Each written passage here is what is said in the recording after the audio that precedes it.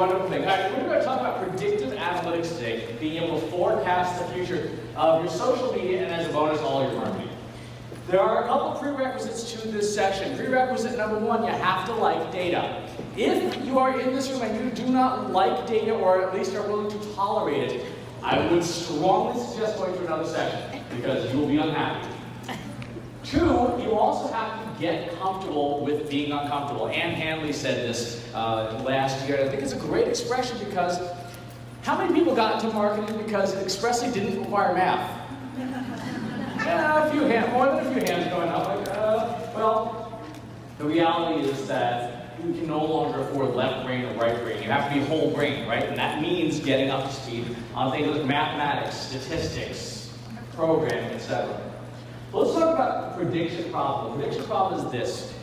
Almost all of us who just look at our regular data are fighting the last war. We look back at our data, what worked last month, what worked last quarter, what worked last year, and we keep doing the same things. And that's okay, but it's not great because things change. As of January 11th, your Facebook strategy had to have changed, otherwise you got a baseball bat to the knee. Thank you, Facebook. Thank you, Mark Zuckerberg.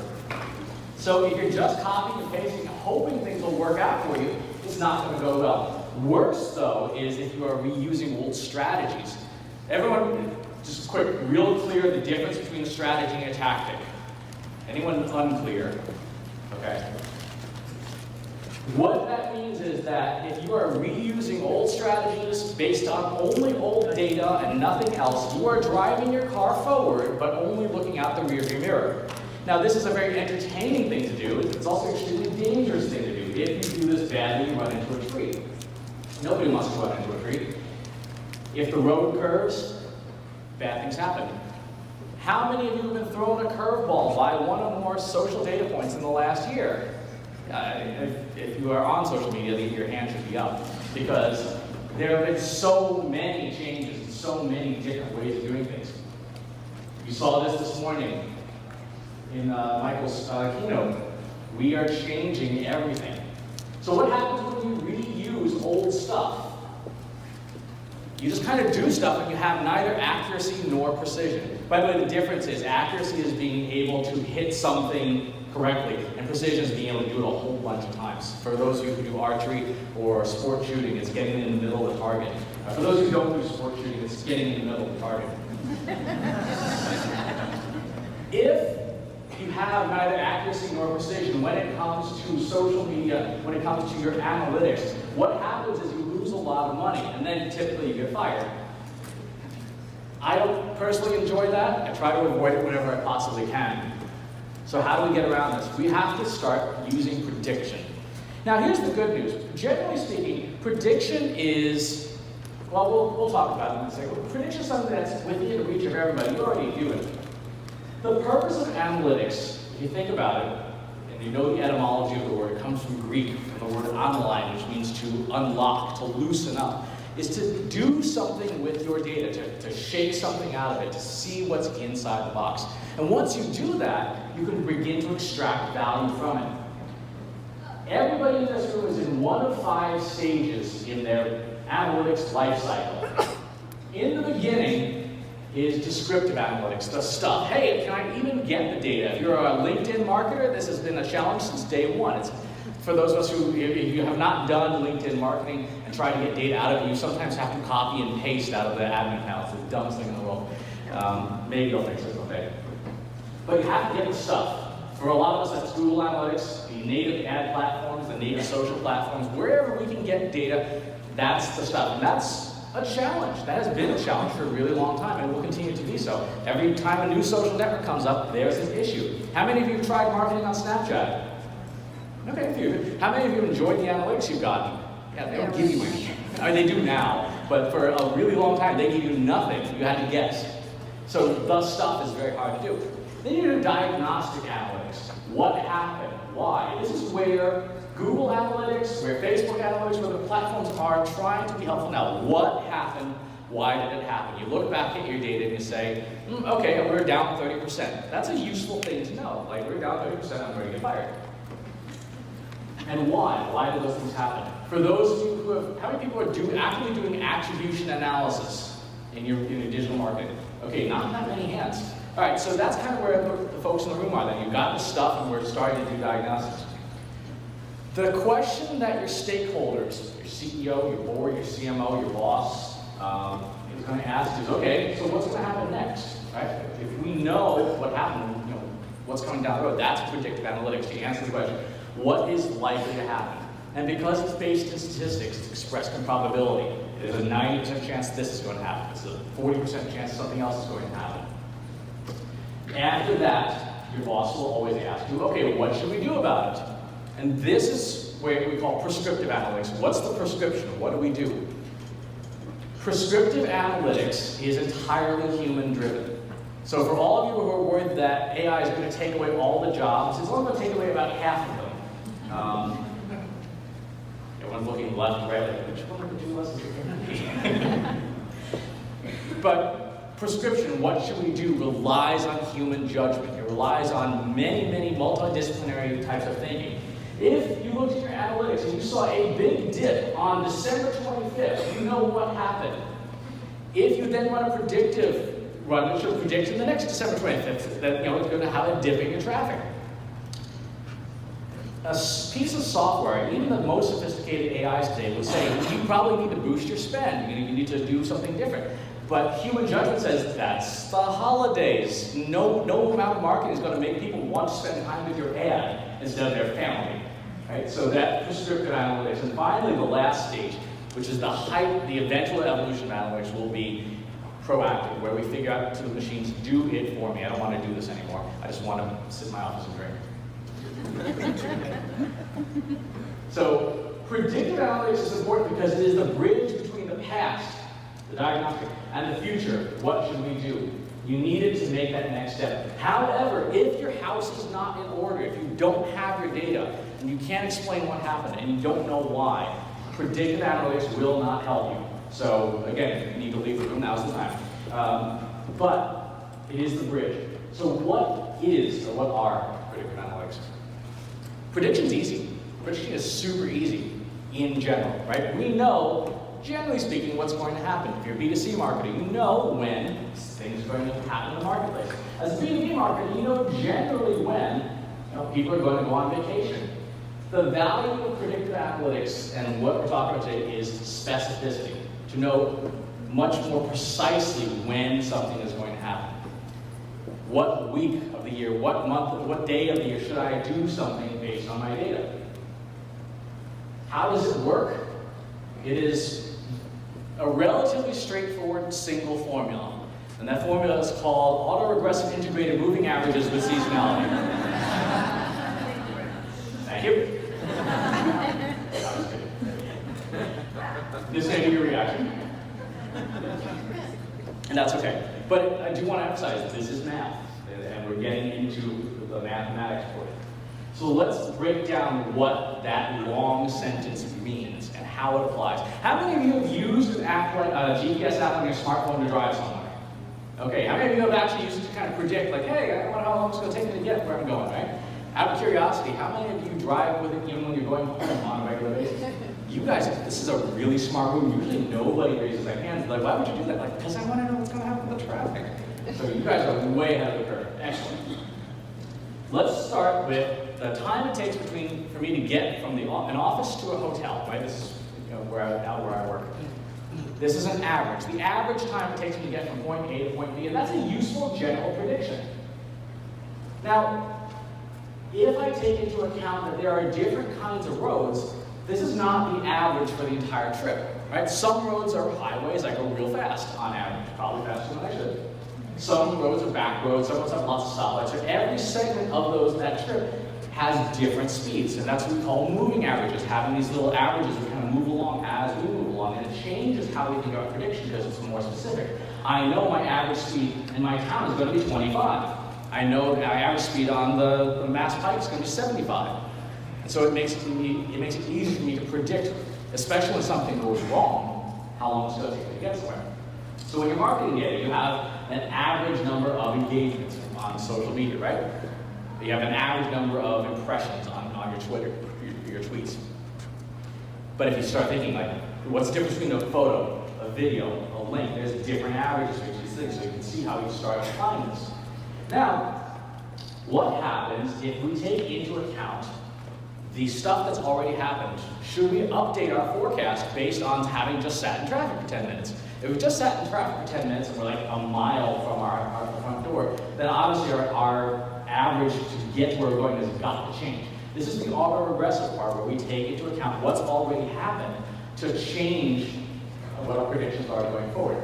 And again, think about this very obviously with Facebook.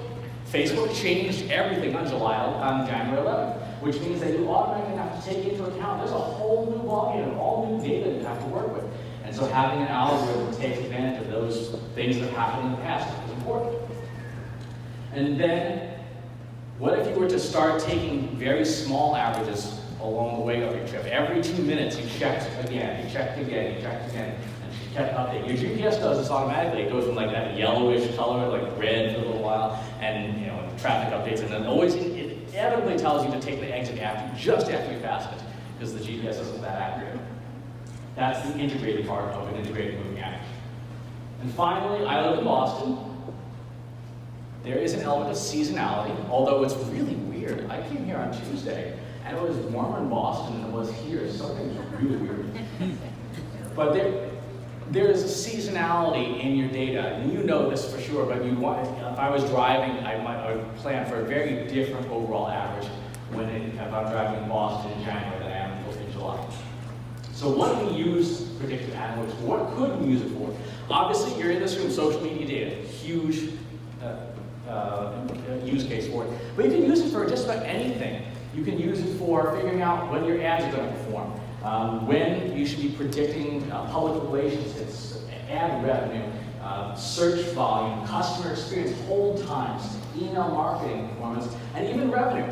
I did an experiment a while back with a company that gave me their daily revenue data, and we were able to forecast correctly out for about a year and a half what their revenue was likely to be in the next year. So what can't we predict with predictive analytics? We cannot predict black swans. These are unforeseen events. You could not in any way on September 10th have predicted what was going to happen the next day. No amount of software would have done it. You cannot predict a stock market crash. So there will always be things that are outside of the realm of predictability. You cannot predict, for example, if your CEO gets arrested, and as happened with a client recently, and terrible press, the company sales just tanked, understandably. You cannot predict what has never happened. So my friend Tom Webster has a fantastic talk about why every single election prediction was wrong. Everyone last year, or 2 years ago now, was predicting a certain outcome, and they got a different outcome than all the predictors were saying. Why? Because everyone had built their models on the previous campaign, the previous election cycle. But what happened in 2016 in the United States has never happened before. The candidates were radically different, and trying to model off of the previous thing was a mistake, because it was totally different people who showed up to vote. So you can't predict what has never happened before. You cannot predict for garbage. So if your data is bad, your predictions will either not work, or worse, will be wrong, and you won't know they're wrong, and you'll make really terrible choices. And finally, you can't predict things that aren't based in time. So time is the essential part of predictive analytics. If your data is not structured so that it reflects the passage of time, you can't predict it. So let's go through the process. How many people have heard the expression, data is the new oil? Data is the new oil. I like this expression because if you've ever actually held crude oil, it's disgusting. It's like this gooey black tar, it smells terrible, stains everything it touches. And the only thing it really does is like really acrid smoke when it burns. Crude oil needs to be extracted, refined, and then manufactured and distributed for it being actually useful. And data is no different, except that it doesn't cause global warming. Well, actually, it kind of does with data centers now, I think about it. In order for us to make use of data, we have to extract from all our data sources, and that's typically a role that developers play. We have to refine it and make it usable for our machines. It's the role data scientists play. And we have to distribute it to people who can make use of it, like the people in this room, marketing technologists. The process of predictive analytics is a 5-step process. The first part is to pull the data. We have to get the data from where it lives, and again, this is the role of developers typically. How many of you routinely export data out of social media systems? Awesome. Do you enjoy it?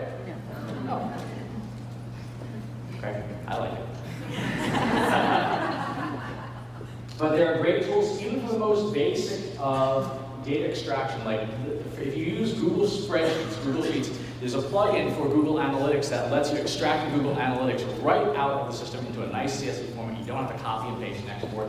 So if you're trying to figure out Facebook versus Twitter versus LinkedIn, you can export all of your social reference sources and have all your social data in one place. It's very, very helpful. But these are things that you want to work with your developers, with your technologists to find ways to get at your data easier. If most platforms have APIs, when you go over to the networking plaza for lunch, ask the various vendors that have measurement tools, what APIs do you integrate with? Generally speaking, the more APIs they integrate with, the better off you'll be. Once you've got the data, you have to prepare it, clean it, refine it, stuff like that. There's going to be a lot of junk in your data. That's what the role of a data scientist is.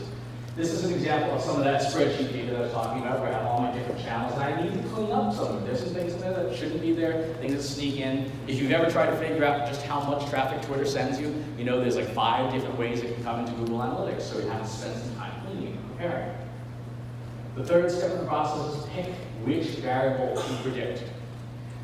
This is something that data scientists would do, but you can do it too. How many of you have tried the intelligence feature in Google Analytics? Nobody? Oh, really? Okay, a couple of people. There's a little blue icon in the upper right-hand corner. It's called Ask. And you can literally ask your Google Analytics for information. You know, like, what happened today? How much traffic did Facebook send me, etc. But for what we're doing with picking a variable to predict, you have, on average, probably 200 to 300 variables you could predict on.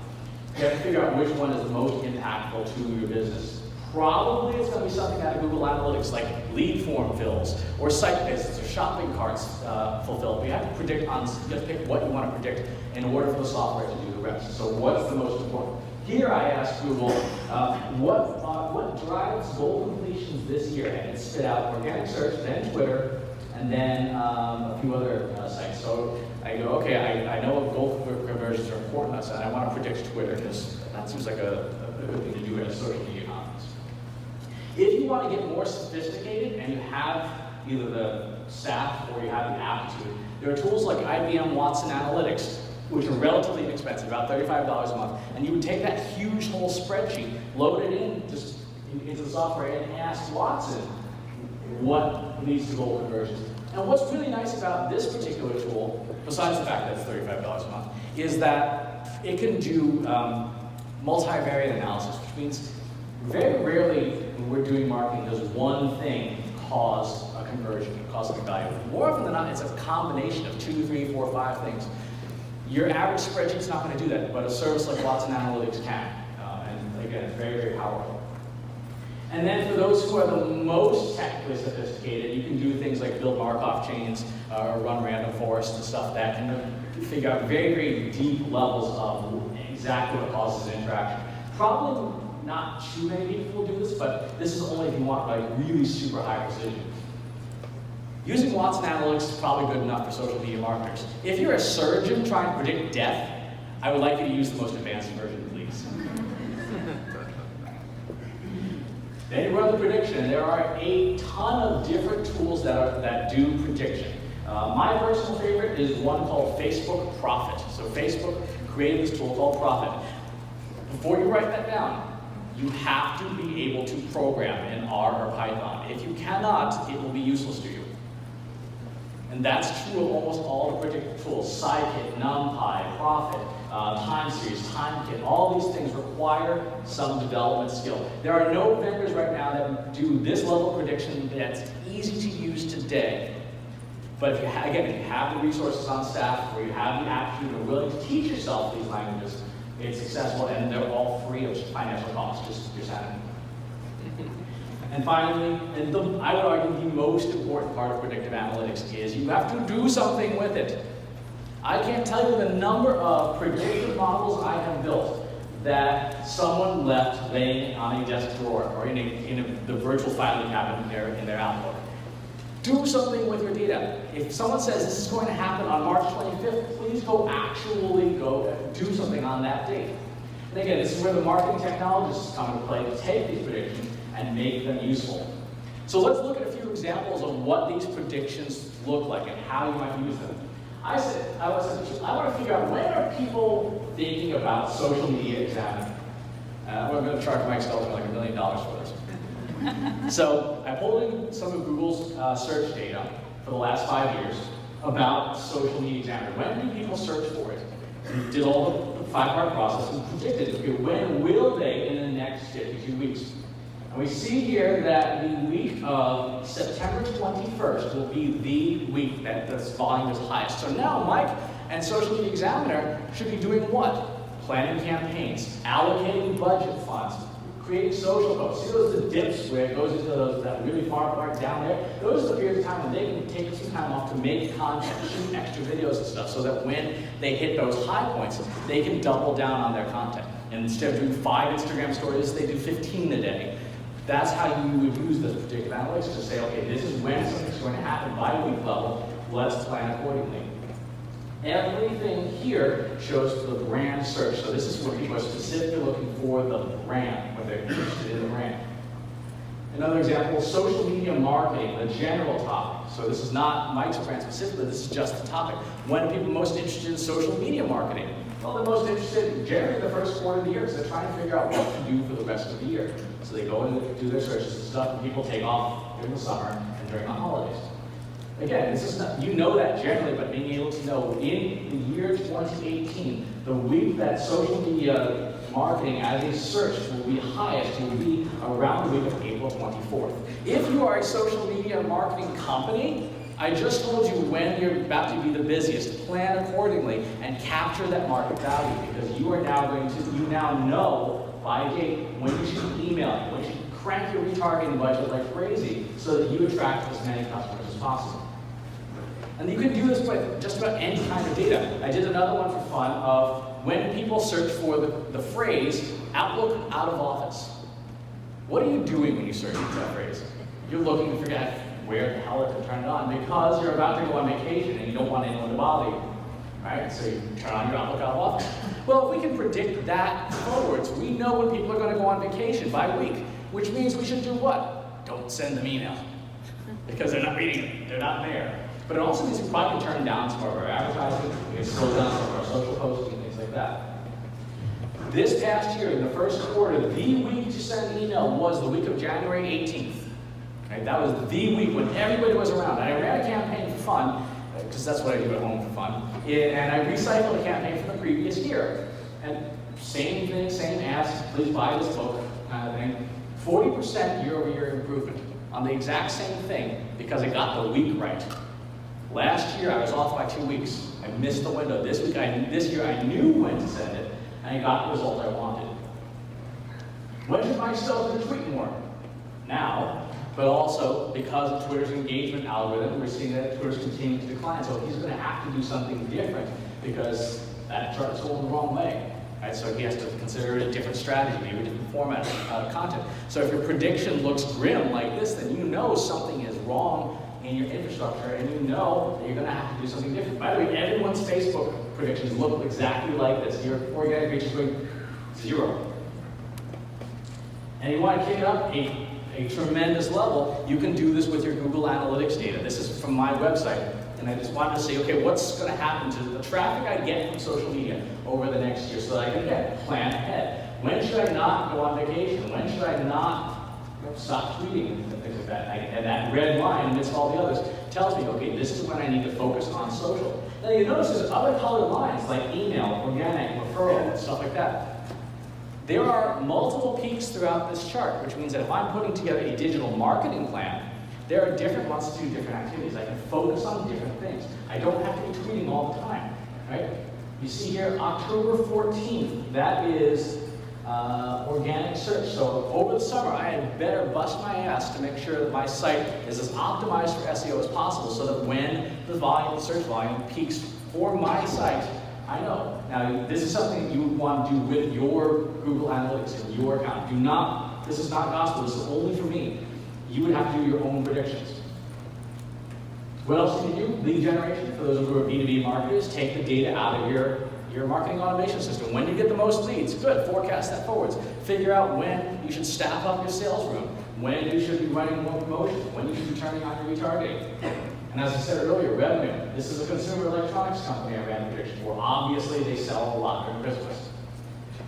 But we saw something we didn't expect in here. And you see a giant spike, and there's a smaller spike to the right of it. What is that? Why is that there? We did some digging on this prediction, and it turns out that every second to fourth week of January, actually every first or second, depending on when the weekend falls, people redeem their gift cards from the holidays. And so this company was like, okay, we're going to spend all our money on promoting for the holidays. I mean, cool, that's important. But save a little bit of money so that you catch all the people redeeming their gift cards, and you make the money that our competitors are missing. So that's the predictive analytics process. Pull, prepare, pick, predict, plan. Now, for those of you who are not leaving the room, some of you are going to say, how do we get started with this? If you have no time and you have money, and you have budget, hire or outsource. Because the technology is very, very difficult to get started with quickly. Lots of companies have this. If you work with Microsoft, Amazon, Google, IBM, the Magi, we call them, then there's a lot of tools that are available. You need developers. If you need to do this quickly and you have the budget, just hire somebody. If you have time and you have no money, learn it. Build it yourself. Again, these are the two languages that most predictive software runs in. Most predictive software is free of financial cost. It's open source. So learn to program in these two languages, and they'll be up and running in probably 6 to 12 months, which is fairly quickly, by the way. And these are the people that you're going to need. You're going to need developers, you're going to need data scientists, and marketing technologists. If you are a big company, you want them in that order. Get your developers so you get your data first and correctly, then get it cleaned, and then use it. If you are a smaller company, do it in the reverse order. Because a marketing technologist, like you, all of you in this room, have the ability to find some easy wins to generate extra revenue to then bring on additional talent going backwards. So that's the general strategy of how to get this talent.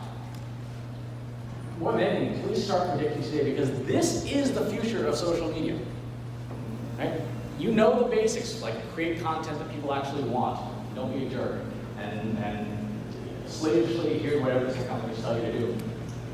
But above and beyond that, this is how you get to the future. Right? You can predict most things with good accuracy, and much more so than what your competitors are doing. And then you get that precision, you get that accuracy. You can precisely understand what's going to happen with your data and plan accordingly and build a strategy that will make you a shit ton of money. Thank you very much.